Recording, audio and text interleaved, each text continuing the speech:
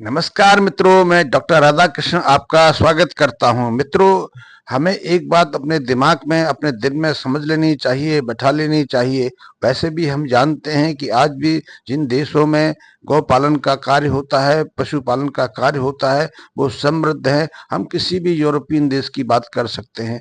Europe में बहुत सारे देश हैं, यहाँ पशुपालन, विशेषकर गाय का पालन सर्वाधिक उच्च स्तर पर किया जाता है। हम बात कर सकते हैं स्वीडन की, कर सकते हैं डेनमार्क की, कर सकते हैं फ्रांस की, कर सकते हैं इटली की, कर सकते हैं यहाँ तक कि ब्रिटेन और दूसरे देशों की कर सकते हैं। वहाँ गौपालन का कार्य एक बड़े स्केल पे किया जा रहा है और ये सभी देश समृद्धि में, शांति में, स्वास्थ्य में, दीर्घ जीवन में हमसे सबसे आगे हैं। इसी तरह बात कनाडा की करें, हम ऑस्ट्रेलिया की करें, ये देश भी बहुत समृद्ध हैं, बहुत शांत, संपन्न प्रिय देश हैं। इसी तरह यदि हम और एक बात आगे आपके सामने रखें तो वो भी हमारी आंखें खोल देता है, हमारा ध्यान गौपालन की तरफ केंद्रित करता है। वो बात ये है कि जो अमेरिकन होलिस्टीन गाय है वो करीब 30 किलो के आसपास का दूध का उत्पादन प्रतिदिन करती है। लेकिन यदि हम इजराइल की बात करें तो इजराइल के वैज्ञानिकों ने, पशुपालकों ने ऐसी गाय की प्रजाति को विकसित किया है जो 35 से 40 लीटर तक दूध दे देती है। और वो सब देश संपन्न हैं, हमसे बहुत एडवांस हैं। और वहाँ स्वास्थ्य की दृष्टि से देखा जाए, संपन्नता की दृष्टि से देखा जाए तो वो हमसे बहुत आगे हैं। तो ये बात हमें अपने मस्तिष्क में बैठा लेनी चाहिए कि यदि हम गौपालन के कार्य को अपने हाथ में लेंगे तो निश्चित रूप से हम समृद्धि को प्राप्त कर लेंगे। आप एक बात और भी समझ लीजिए, ये लोग सिर्फ गाय पालन नहीं करते, पशु पालन नहीं करते, ये सिर्फ दूध बेच के समृद्ध नहीं हुए हैं। ये दूध के अलावा जो पशुपालन के दूसरे प्रोडक्ट हैं, डेयरी उद्योग से संबंधित जो दूसरी चीजें हैं, उनको भी बहुत बड़ी मात्रा में विदेशों को बेचते हैं और समृद्ध होते हैं, धन अर्जित कर लेते हैं। दूध के अलावा ये लोग दूध से तैयार पनीर बेचते हैं, दही बेचते हैं। ये लोग स्वयं तो घी का प्रयोग नहीं करते, लेकिन घी और मक्खन भी विदेशों को बड़ी संख्या में निर्यात करते हैं। इसी तरह जो अतिरिक्त दूध होता है जिसे वो भेज नहीं पाते, वो उसको मिल्क पाउडर के रूप में परिवर्तित करके विदेशों में बेचते हैं। इसके अलावा बड़ी संख्या में ये गायों को विकसित करके भी दूसरे देशों को निर्यात करते हैं और इससे इनका डेयरी उद्योग बहुत तेजी से विकसित हो रहा है।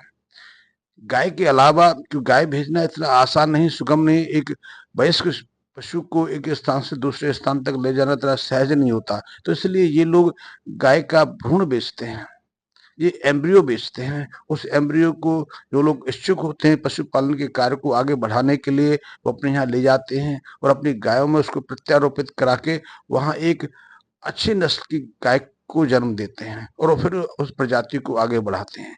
तो एम्ब्रियो बेचना भी इनका बहुत बड़ा काम है।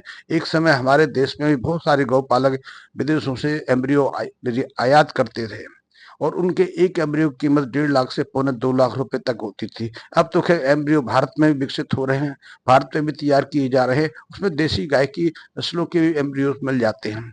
इसके अलावा वो सीमेंट का व्यापार भी करते हैं। वहाँ ऐसे सांड विकसित किए गए हैं, ऐसे बुलों को तैयार किया गया है जिसका सीमन विदेशों को निर्यात किया जाता है। उससे भी बहुत बड़ी जो धन की जो प्राप्ति करते हैं। उनका एक अभी तो जो सीमन की जो कीमत है घट गई, लेकिन एक समय तो उनके बुल के एक सीमेंट की डोज की कीमत 10 से 15 हजार होती थी। अभी भी उसकी कीमत 4-5 हजार से कम भारत में नहीं है। तो वो व्यापारी बहुत बड़ा है। इसके अलावा गाय से संबंधित, डेयरी प्रोडक्ट से संबंधित बहुत सारी चीजें हैं, बहुत सारी दवाएं हैं, बहुत सारे फीडर हैं, बहुत सारी ऐसी चीजें हैं वो दुनिया को निर्यात करते हैं और उससे वो आबाद हैं। भारत में भी ये देखा जाए तो डेयरी डेयरी उद्योग, पशुपालन का क्षेत्र बहुत विकसित है। आज भी भारत में जितना दूध उत्पादन होता है उससे भारत में करीब 5 लाख करोड़ की आय होती है। 5 लाख करोड़ की आय का अनुमान लगा सकते हैं कि भारत की जो जीडीपी है उसमें गौपालन, पशुपालन का एक बड़ा हिस्सा है। करीब करीब 2.25% से ज्यादा का हिस्सा बनता है। और यदि इसमें कृषि क्षेत्र को भी शामिल कर लिया जाए तो आपकी आंखें आश्चर्यचकित हो जाएंगी। कृषि में जितना जीडीपी है, कृषि जितनी आर्थिक आय है, उसमें 40% सिर्फ गौपालन से, पशुपालन से आता है। तो आप एक बात को दिमाग में बैठा लीजिए, यदि आप पशुपालक हैं, आप गौपालक हैं, तो गौ पालन को प्रोत्साहित करिए, उसको विकसित करिए। हाँ, गाय पालन करना है तो आप उन्नत नस्ल को का पालन करिए। उन्नत नस्ल से समृद्धि आती है। यदि आप संख्या बढ़ाएंगे तो संख्या से धन की समृद्धि नहीं होगी, धन से संख्या से तो बोझ बढ़ता है, संख्या से तो टेंशन बढ़ती है। तो आप गाय की संख्या बढ़ाने के अलावा अच्छी नस्ल पर ध्यान दीजिए, और अच्छी नस्ल आपको सुख समृद्धि से, संपन्नता से आबाद कर देगी। हाँ, गाय के अलावा दूसरे पशु हैं, लेकिन बहुत सारे लोग भैंस पालते हैं। तो देखा गया है, ऐसी हमारी अपनी अनुभूति भी है कि जो देश भैंस पालते हैं उन्हें निर्धनता का सामना करना पड़ता है।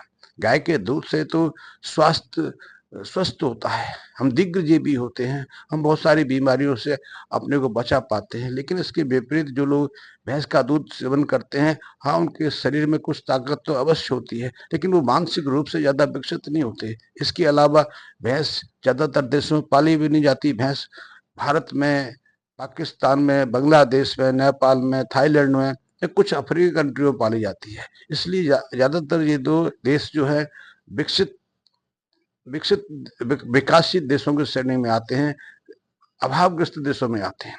तो भैंस पालन इतना महत्वपूर्ण नहीं है जितना कि गाय पालन का है। जो गाय पालन करते हैं वो तो आबाद ही हैं, वो विकसित देश है, वो डेवलप्ड कंट्री है, वो आर्थिक रूप से संपन्न है, वहाँ हर तरह की संपन्नता उनके पास उपलब्ध है, वो मानसिक रूप से भी शांत हैं, उनका स्वास्थ्य भी ठीक है। इसलिए यदि आप पशुपालन के क्षेत्र में हैं, आप पशुपालन के क्षेत्र को पालना बढ़ाना चाहते हैं, तो आपके लिए अच्छी नस्ल की, उन्नत नस्ल की गाय का पालन करना, गाय रखना, उसकी सेवा करना बहुत महत्वपूर्ण हो जाता है। भारत में भी यदि चीज देखी जाए, अब हम बहुत लोग गाय पालन में रुचि दिखा रहे हैं, लेकिन उनकी रुचि थोड़ी ज्यादा गंभीर नहीं है। गंभीर हो जाए तो वो गाय उनके लिए समृद्धि के द्वार खोल खोल सकती है, क्योंकि हम सुनते भी आए हैं, हम पढ़ते भी आए हैं, हमारे पास ऐसे अनुभव भी हैं कि गाय स्वयं लक्ष्मी की स्वरूप है। गाय स्वयं लक्ष्मी का प्रतिरूप है। गाय जिस जगह बांधी जाती है, जिस घर में रखी जाती है, वह लक्ष्मी स्वयं स्थापित हो जाती है। इसलिए यदि आप पशुपालक हैं तो आप गाय के प्रति आकर्षित होइए, गाय पालन का कार्य करिए। गाय के पालन में अपार संभावना है, और भारत में भी बहुत सारे लोग हैं, जिसमें हम भी हैं, आपका मार्गदर्शन दे सकते हैं कि आप कैसे अच्छी उन्नत नस्ल को पाल सकते हैं, कैसे जो नए फील्ड जो गाय से संबंधित, डेयरी संबंधित है, उनमें अपनी भूमिका निभा सकते हैं। तो आपके लिए गाय पालन का क्षेत्र भी बहुत अच्छी